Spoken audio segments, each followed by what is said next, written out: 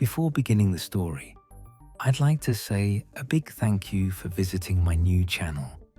I'm going to be uploading alternate history-related stories every single day. If that sounds good, be sure to leave a like and don't forget to subscribe. It means a whole lot when just getting started. I hope you enjoy the story. I reconstruct historical flights from their instrument data.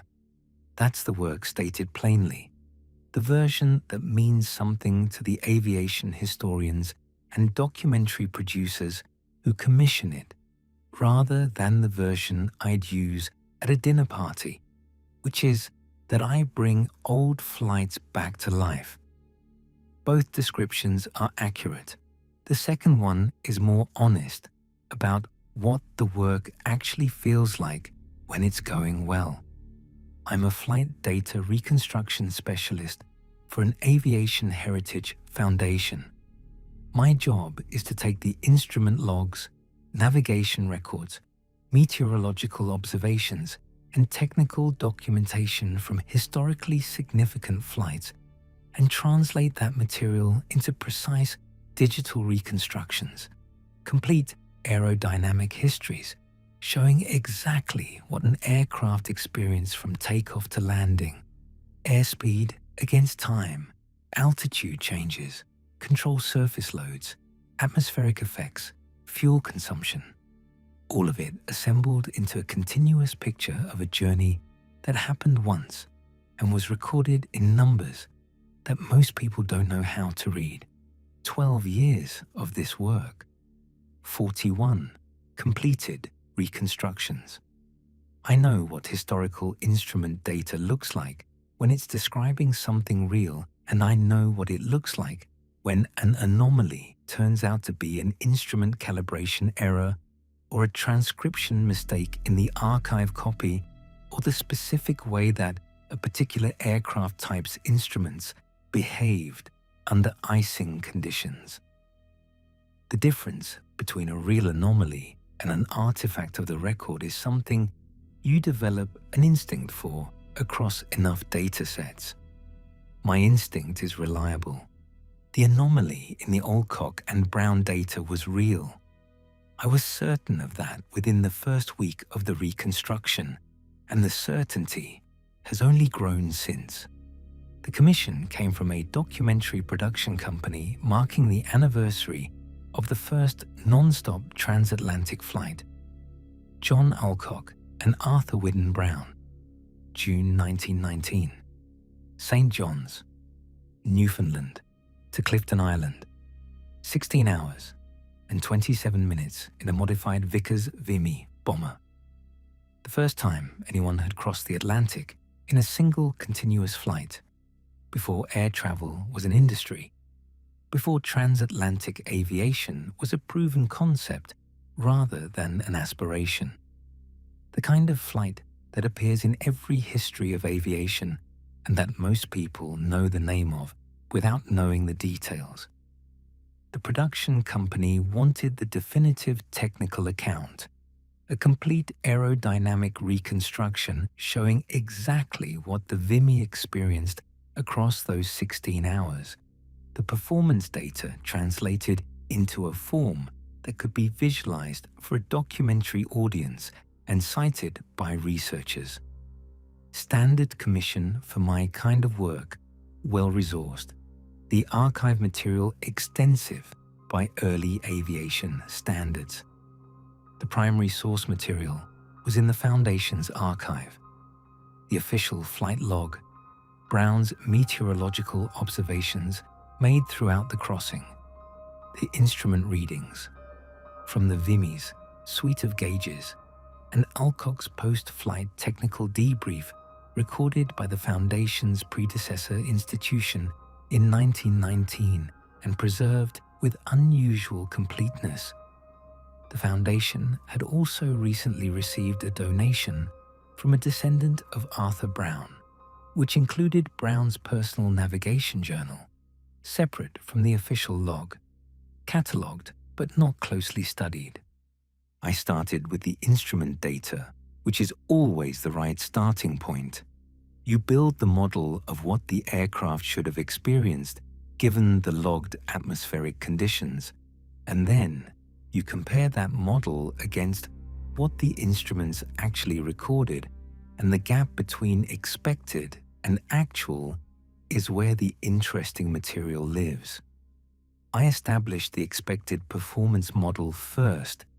Careful work because the VIMI's aerodynamic characteristics in 1919 conditions required reference data I had to build from period technical documentation rather than from the manufacturer records that exist for more recent aircraft.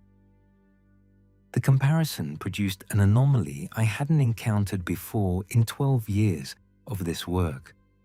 From approximately 2 hours into the flight, the instrument data showed the aircraft experiencing more aerodynamic drag than the logged atmospheric conditions accounted for. Not a massive discrepancy, the kind of thing that would be invisible to a pilot managing a crossing by feel and instinct, invisible in any individual instrument reading, only apparent when the full reconstruction model made it possible to compare expected performance against actual performance with the precision that the complete dataset allowed. The anomaly wasn't constant. It varied throughout the night portion of the crossing in a way that ruled out a simple mechanical explanation like a control surface problem, which would have produced a consistent signature rather than a variable one. It had a directional characteristic in the data that I identified on the third day of analysis, after I'd built enough of the reconstruction to see the pattern clearly. The drag source was behind and above the aircraft. I want to be precise about what I mean by directional characteristic because the precision matters. Aerodynamic drag has a direction. A headwind produces drag from the front. Turbulence produces drag with a specific turbulence signature. Icing produces drag in a way that correlates with the icing conditions and that leaves its own signature in the performance data. The drag anomaly in the Alcock and Brown reconstruction had none of those signatures. It had the signature of a proximity effect, the aerodynamic interaction that occurs when an object follows closely behind another in flight, affecting the trailing object's drag through disturbed airflow. Proximity effects from following objects are well documented in aerodynamics. They appear in formation flying data, in wake turbulence studies, in any situation where two aircraft are operating in close proximity.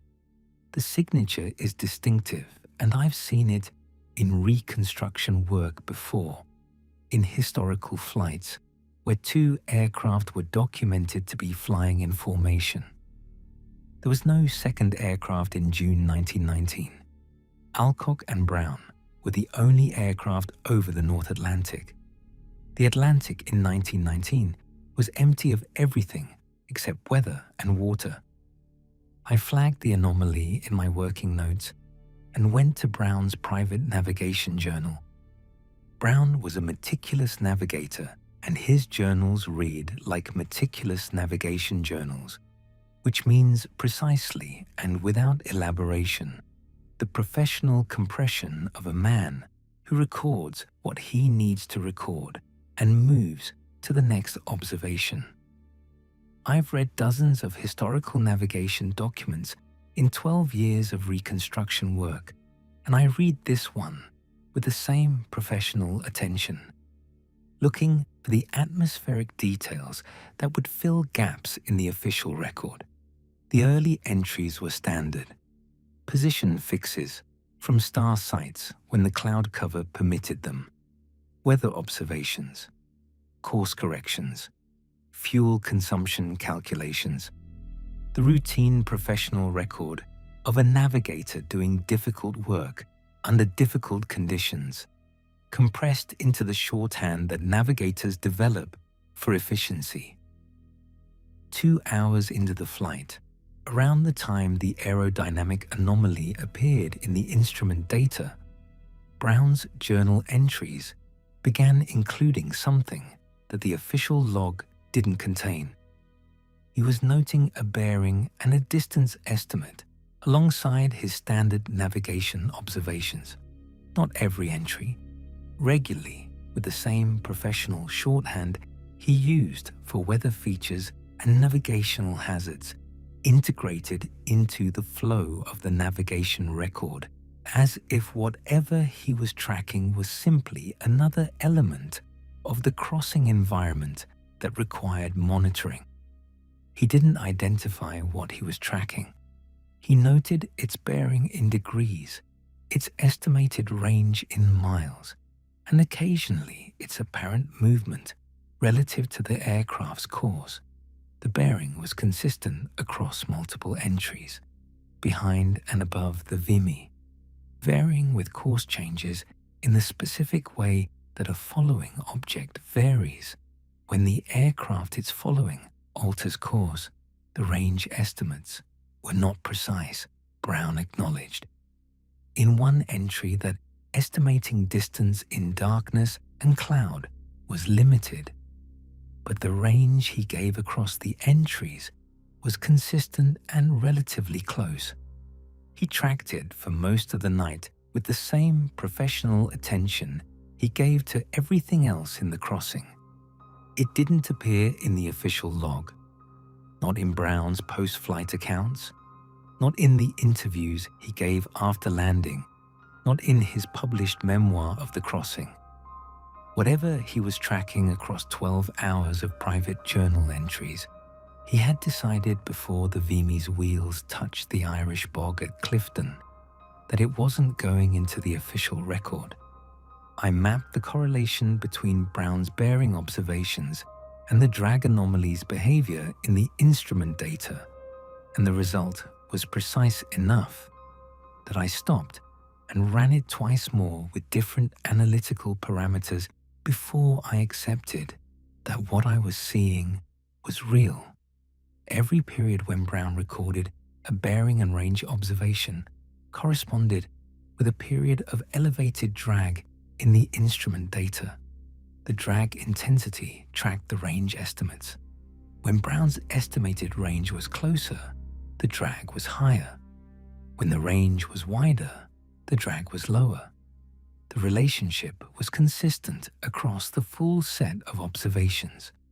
There was a gap in Brown's observations in the middle portion of the crossing, several hours where cloud and conditions apparently prevented him from making visual observations. The drag anomaly was present throughout that gap, at a consistent level, with the same directional signature. Whatever Brown was tracking, the aircraft's instruments were tracking it independently through the only language instruments have, which is aerodynamic effect, and the instruments didn't need Brown to be able to see it to record that it was there.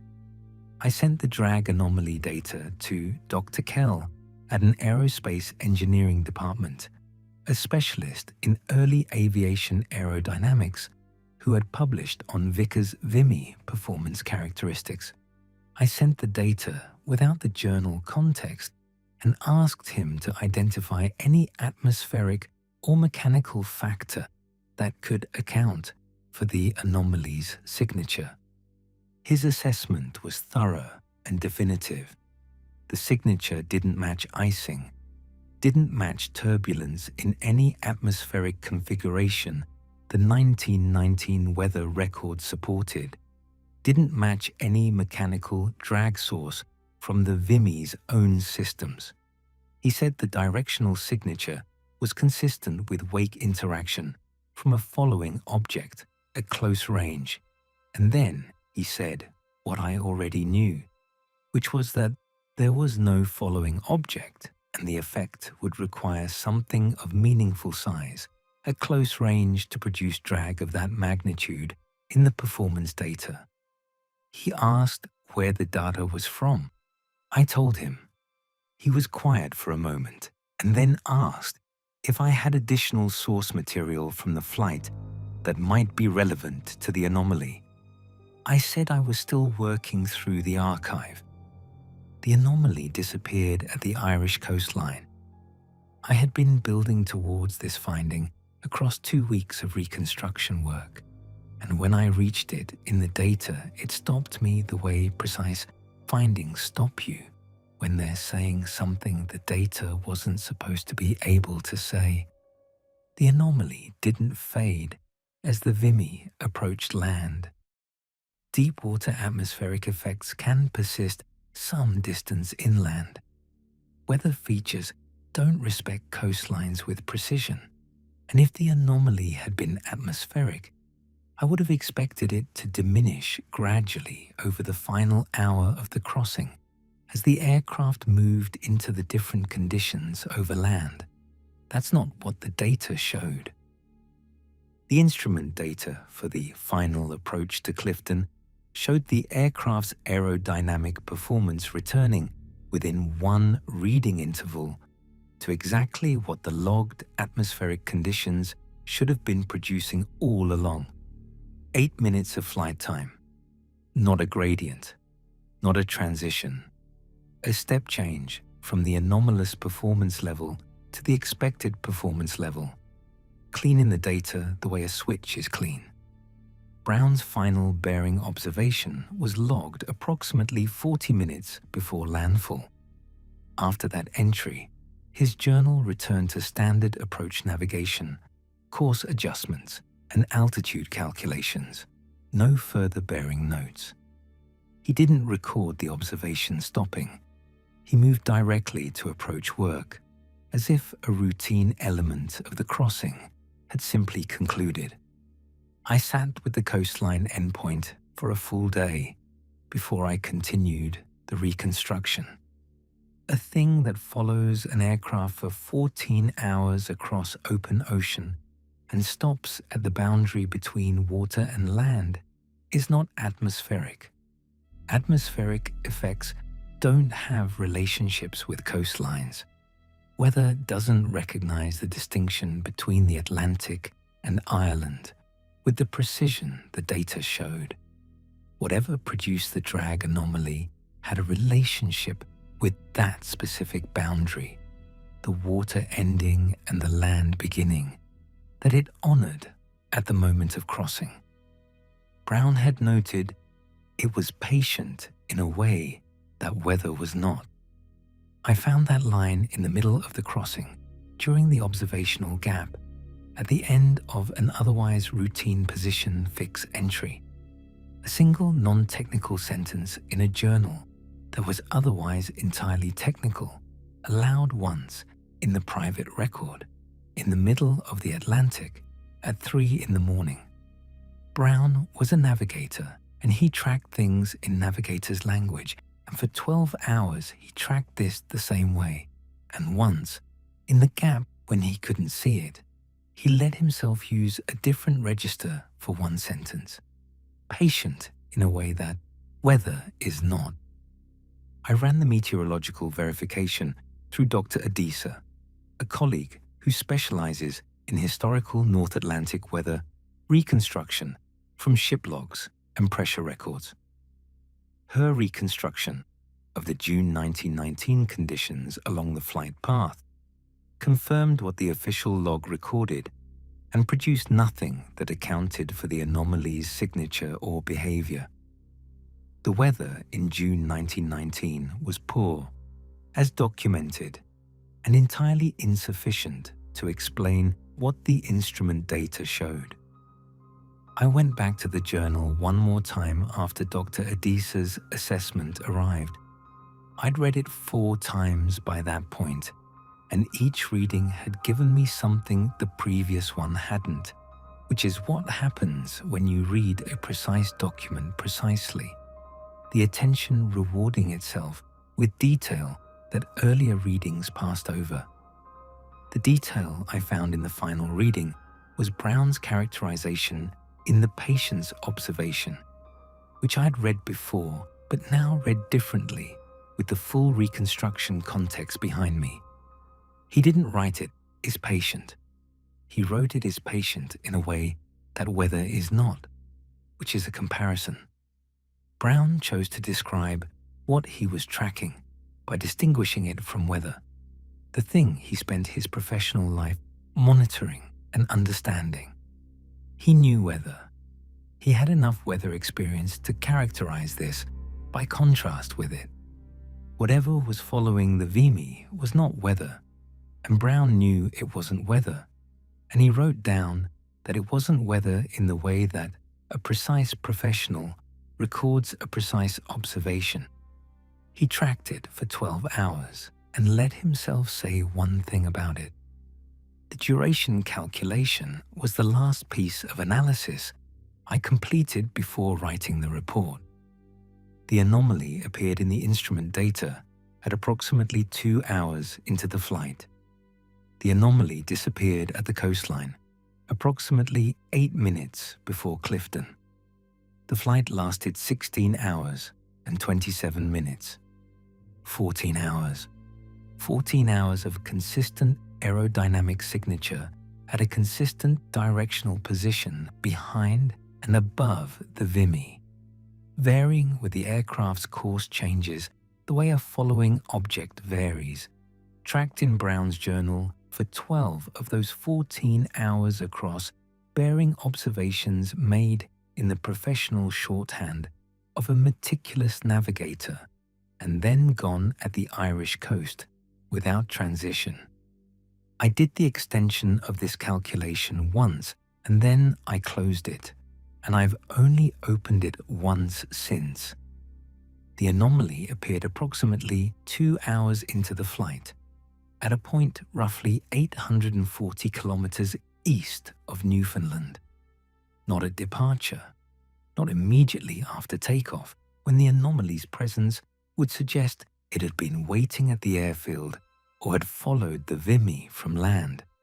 2 hours offshore, 840 kilometers out, in the dark, over the open Atlantic. Brown's first bearing observation doesn't describe an approach. It describes something already in position.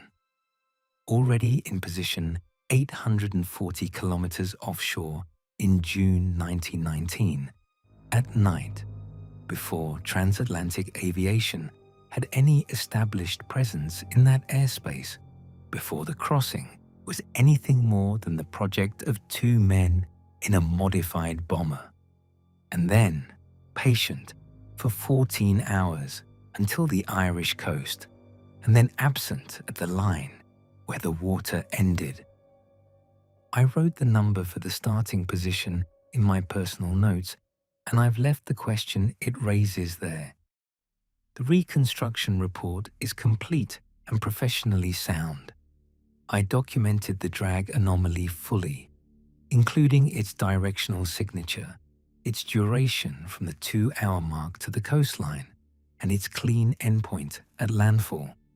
I characterized it as an unresolved aerodynamic anomaly inconsistent with logged atmospheric conditions, and recommended further analysis by specialists in early aviation aerodynamics. Dr. Kell's assessment is cited. The report notes Brown's private navigation journal as a newly available primary source requiring further historical study. The correlation between Brown's bearing observations and the anomaly's behavior in the instrument data is not in the report. The correlation is real, and I'm certain of it, and it would be the most significant finding in the report if I'd included it. I didn't include it because including it requires characterizing what Brown was tracking, and characterizing what Brown was tracking requires a vocabulary that a reconstruction report for a documentary production company is not the appropriate context for. Patient in a way that weather is not is in my personal notes. I think about Brown in the Vimy's cockpit at 3 in the morning over the middle of the Atlantic. The conditions were poor. cloud and fog, and the icing problems both men documented extensively in the official record. Navigation by dead reckoning for hours at a stretch, when the cloud cover made star sights impossible. The specific isolation of being the only aircraft over an ocean, which is a different kind of alone from any other kind. The sky around you containing nothing human-made except the aircraft you're in. Brown spent 12 hours of that crossing tracking a bearing and distance in the professional language he used for everything else. He was too skilled and too experienced to mistake what he was tracking for something it wasn't. He knew weather, and he said what he was tracking wasn't weather. He knew navigation, and he applied navigation language to it with the same care he applied to everything else. He tracked it, and he was precise about it, and he said one non-technical thing about it. And then he landed in an Irish bog and spent the rest of his documented life not mentioning it in public. He made the same decision I've made about the correlation, which is that some findings are real and documented and true, and still not the findings you put in the official record, because the official record has a purpose, and the finding doesn't fit the purpose and fitting. It would require a framework that doesn't exist yet. The report is delivered. The Foundation's copy of Brown's navigation journal is in the archive with a catalogue note recommending further research. The anomaly is in the report as an unresolved finding. Dr. Kell's assessment is cited. The documentary production company has the most technically precise reconstruction of the Alcock and Brown crossing ever produced. My next reconstruction is a 1930s airmail survey over the Andes, well documented. The instrument data consistent with the atmospheric record throughout. I'm 2 weeks into it, and the expected performance model matches the actual performance data within the tolerances I'd expect from aircraft and instruments of that period. Nothing in the Andes data that the weather doesn't fully account for. I do the work carefully. I build the picture from the instrument data, and I find in the assembled whole what no individual reading contains. The Atlantic crossing data is archived on my work drive. I don't open it anymore. I know what's in it. 14 hours behind a Vickers Vimy in June 1919. Patient in the way that weather is not, and then gone at the coast, at the exact point where the water ended and Ireland began. Brown tracked it for 12 hours and wrote one sentence about it. That sentence has been accurate in my experience of the data. I'm not going to improve on it.